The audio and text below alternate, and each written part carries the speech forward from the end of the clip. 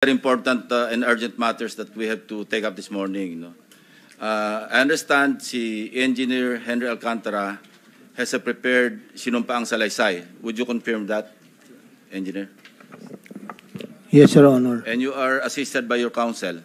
Yes, Your Honor. Yeah, okay. Can you please take your seat beside the Secretary of the Department of Justice para yung nasa vantage point ka?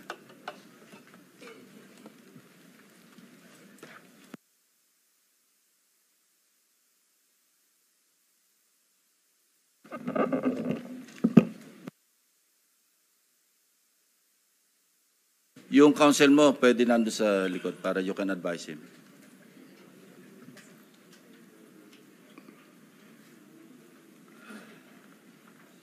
Are you ready? Mr. Chair, I wish I can make a few clarificatory questions before we start. But these are prejudicial questions, Mr. Chair. Later. Let's hear first from the principal witness this morning. No, but these are prejudicial questions, Okay, Mr. go ahead, Chair. go ahead. Foremost to my mind, Mr. Chair, is the integrity, the impartiality, and the objectivity of the proceedings of this committee.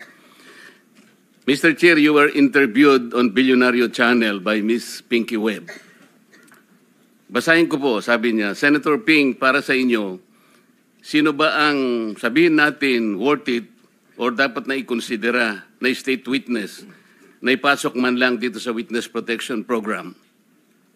And you responded, at this point between Diskaya and Bryce Hernandez, Mr. Chair, question is, does the chairman has the prerogative or the right to make judgment? No. That's my perspective, no? That's my personal opinion outside of the hearing or outside of this hall. So don't question my opinion.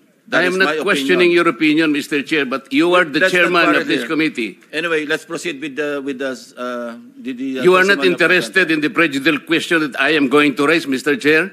Go ahead, you raise your Kaya nga sinasabi ko sa inyo You're an investigator, we are investigating. Away kagad tayo rito. Mr. Chair, we are still in the Hearing is suspended.